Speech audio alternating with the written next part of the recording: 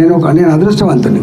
ఇక్కడున్నంత గొప్ప లీడర్షిప్, ఇక్కడున్నంత చైతన్యం, ఇక్కడున్నంత ప్రశ్నించే నేచర్, ఇక్కడ ఉన్నంత ఎంబడిపడి పని చేయించుకునే తత్వం నేను ఎక్కడ చూడలే. అంత గొప్పగా ఉంటుంది. అందువల్ల నేను వంద సార్లు వచ్చిపోయినా అనేక సమస్యలు ఉన్నంతలో నేనేం దేవుని బిడ్డని కాదు, నేనేం ముఖ్యమంత్రి స్థానంలో ఉండేటప్పుడు కాదు. కాబట్టి నేను కింద మీద పడి నేను ఒకటే చెప్తా ఏంటంటే, ఎవరైనా కావచ్చు కాక, కార్పొరేటర్ కావచ్చు, ఎమ్మెల్యే కావచ్చు, ఎంపీ కావచ్చు.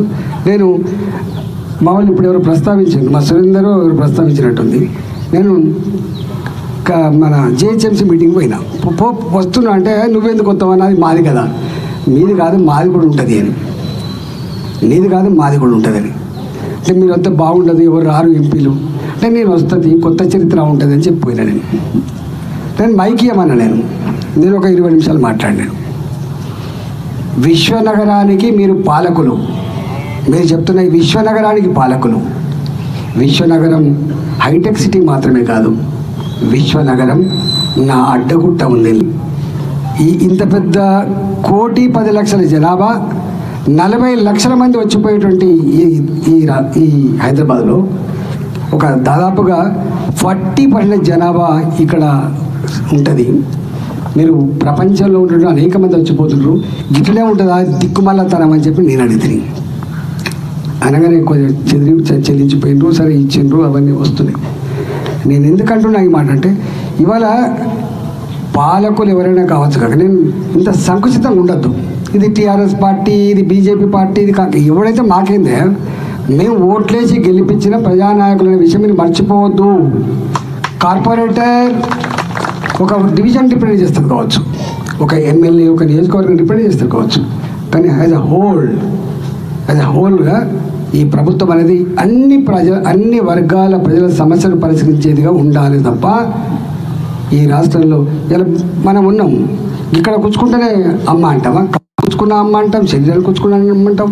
ఎక్కడ మన బాడీలో కొంచెం అంగం ఖరాబ్ అయినా మనకు బాధ అవుతుంది. అట్లే స్టేట్ యాజ్ అ హోల్ ఆ బ్రాడ్ కాన్సెప్ట్ ఉండాలి. కానీ ఈయన ఇక్కడ ఉంటుంది కాబట్టి వచ్చి నువ్వు టీఆర్ఎస్ గెలిపించుకున్నావు కాబట్టి, లేదా బీజేపీని గెలిపించుకున్నావు కాబట్టి నీ సమస్య పరిష్కరించాలంటే సంకుచితమైన పాలకులు ఉంటే కష్టమయ్యే ఆస్కారం ఉంటుంది. కాబట్టి నేను 100 సార్లు చెప్తున్నా, పేపర్ మనకు నరసింహారెడ్డికి నాకు ఎప్పుడు కొట్లాడుతుంటుంది, నువ్వు చేసింది చెప్పుకుంటావని. చేసింది చెప్పుకోవాల్సిన అక్కడ ఉండదు, గుర్తుపెట్టుకో. అది మెల్లమెల్లగా నీ టీవీల కంటే, నీ సోషల్ మీడియా కంటే చాలా ఫాస్ట్గా ప్రచారం అయిందో తెలుసా. మౌత్ టు మౌత్ ప్రచారం అయిద్దని చెప్తాను నేను ఎప్పుడు. నేను మనిషిని నమ్ముకుంటా. వాళ్ళదేమో తొందరగా తెలుస్తుంది కావచ్చు, నాది కొంచెం లేటుగా తెలుస్తుంది కావచ్చు. కానీ లేటుగా తెలిసిన ప్రజల హృదయాల్లో చిరస్థాయిగా ఉండేది, చిరస్థాయిగా ఉంటుంది. ఇప్పుడైనా మా గద్దర్ నాకు పాట రాసినాడు సార్. నేను 2021లో ఎన్నికల పోటీ చేసినాం. పోటీ చేస్తే ఒక గోడ మీద రాయనీయలే నా పేరు, ఓ ఫ్లెక్సీ పెట్టనీయలే, ఓ హోర్డింగ్ లేదు.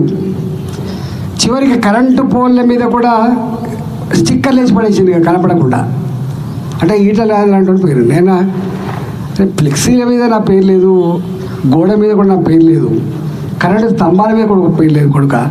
కానీ హుజురాబాద్ ప్రజల హృదయాల్లో 20 ఏళ్ళుగా స్థానాన్ని సంపాదించుకుని నా ఫోటో స్థిరస్థాయిగా ఉంటుందని చెప్పాను నేను.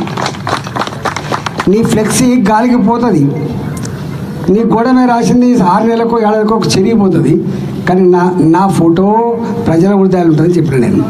అందుకనే పాలకులు ఇది ఆశించద్దు. మీరు స్టేట్మెంట్ ఇయ్యండి, నేను చేసి పెడతా.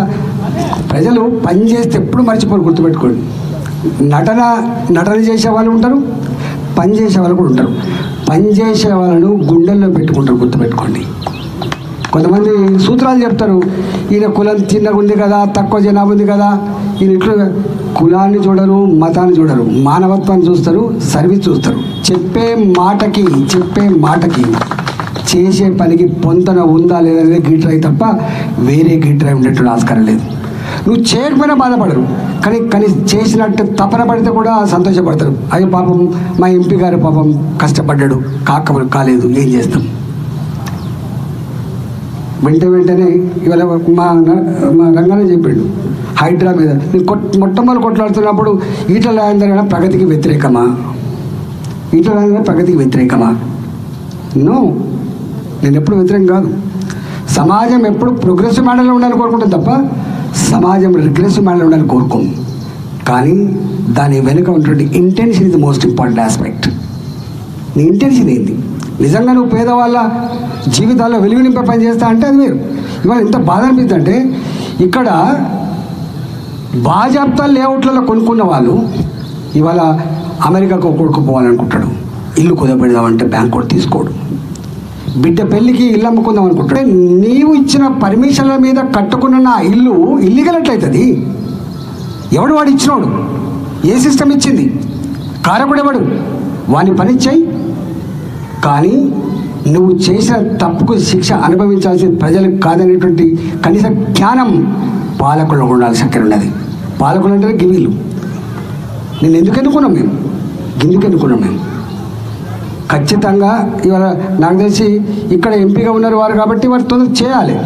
దీనికి మీనమేషాలు లెక్క పెట్టి ఇట్లట్టవుతుంది అట్టవుతుంది. No, this is not fair. గిందుకోసం ఏనా నీకు ప్రజల కష్టాలని అర్థం చేసుకున్నోడు పరిష్కరించినోడే లీడర్. మాటలు చెప్తే లీడర్ కాదు. అందువల్ల డెఫినెట్గా ఈ నియోజకవర్గంలో పోలైన ఓట్లలో 60% ఓట్లు వేసిండ్రు. మామూలు ఓట్లు కాదు. ఇంతకుముందు దిలీప్ అందుకే నేను మాట్లాడద్దు, నా పని మాట్లాడదు కాబట్టి తప్పకుండా నేను ఆ రోజు చెప్పినా మళ్ళీ చెప్తా.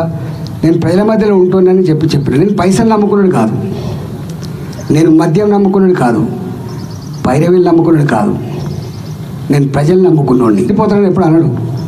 కాబట్టి నేను దాన్ని నమ్ముకున్నా. మీ మధ్యలో ఉంటా అని చెప్పినా ఉంటాను. నేను ప్రతిపక్షంలో ఉంటాడు కదా, పని చేస్తాడా? పక్కా చేస్తాడు.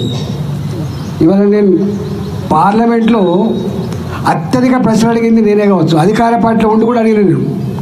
నేషనల్ ఈ గ్రీన్ఫీల్డ్ హైవేస్లో ఉన్నప్పుడు రోడ్లు వేసడం బాగానే సంబరపడుతున్నాం, కానీ దాని వెనుక నలిగిపోతున్న ప్రజల జీవితాల గురించి కూడా ఆలోచించండి, రైతుల గురించి ఆలోచించమని చెప్పి అధికార పార్టీలో ఉండి నేను మాట్లాడుతున్నాను. మా స్పీకర్ గారు సపోర్ట్ కూడా ఇచ్చిండు. అరే మీరు ప్రతిపక్ష పార్టీలు మీరు మాట్లాడుతున్న ప్రజల పక్షాన, మా పార్టీలో ఉన్న మా ఎంపీ గారు మాట్లాడిస్తున్నారు ఈ నలిగిపోతున్న జీవితాల గురించి, సపోర్ట్ కొట్టమని కొట్టించింది. నేను మొన్న ఒక సర్వే ఇచ్చిండ్రు.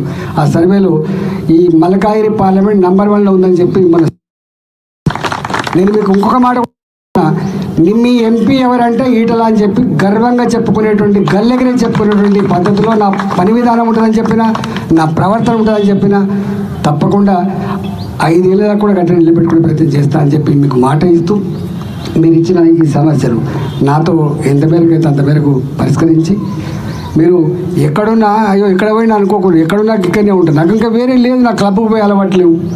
నాకు పొద్దున్న లేతే రాత్రి దాకా ఒకటే అలవాటు ఉంటుంది, తిరగాలి, ఇంత పని చేయాలి, ప్రజల ప్రేమను పొందాలని తప్పని తప్ప దానికంటే ఇంకా వేరే ఏం లేదు. కాబట్టి ఇవాళ మీ అందరూ ఇంత గొప్పగా ఇంత పొద్దున్నే నా కోసం వెయిట్ చేసి మీ సమస్యలు ప్రస్తావించేందుకు ధన్యవాదాలు తెలుస్తూ నమస్కారం. భారత్ మాతకి జై.